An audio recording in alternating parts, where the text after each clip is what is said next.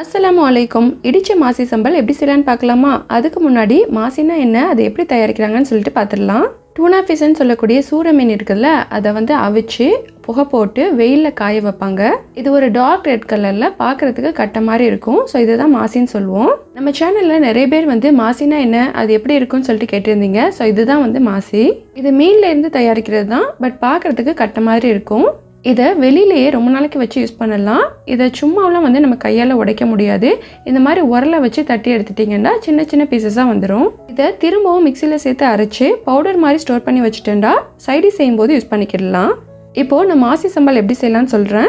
So இதுக்கு ஒரு உரல் எடுத்திருக்கேன். இதில் சுட்ட வரமிளகாயும் உப்பும் சேர்த்துக்கிறேன். இந்த மாசி சம்பலை நம்ம மிக்சிலையும் செய்யலாம், பட் அதை விட உரல்லையோ இல்லைன்னா அம்மிலையோ செய்யும்போது இது ரொம்ப டேஸ்ட்டாக இருக்கும். இந்த ரெசிபியை நீங்கள் குயிக்காக செய்யணும்னு நினச்சிங்கன்னா நீங்கள் மிக்சியில் செய்யுங்க. ஃபஸ்ட்டு இது ரெண்டையும் தட்டி எடுத்துக்கிட்டேன். அடுத்தது கட் பண்ணி வச்சுருக்கிற மாசிலேருந்து கொஞ்சம் சேர்த்துக்கிறேன். உரலில் அடிக்கிறதுனால கொஞ்சம் டைம் எடுக்கும். நான் சின்ன வயசாக இருக்கும்போதெல்லாம் அம்மியில் தான் அரைச்சி கொடுப்பாங்க. ரொம்ப டேஸ்ட்டாக இருக்கும். இந்த மாசியை நம்ம சும்மாவே சாப்பிடலாம். பாருங்கள், இப்போ இந்த மாதிரி கொரகரப்பாக அரைச்சி எடுத்தியாச்சு. ரொம்ப பவுடராக இருந்துச்சுன்னா டேஸ்ட் தெரியாது. ஸோ அதனால் இந்த மாதிரி கொரகரப்பாக இருந்தால் தான் மெண்டு சாப்பிட்றதுக்கு நல்லாயிருக்கும்.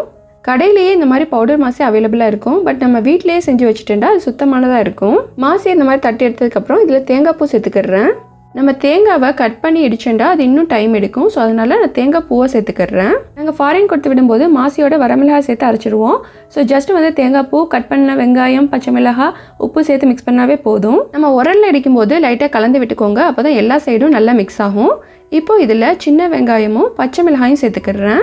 இதை நம்ம லாஸ்ட் ஸ்டேஜில் தான் சேர்க்கணும். வெங்காயத்தையும் பச்சை மிளகாயும் ரொம்ப இடிச்சிடக்கூடாது.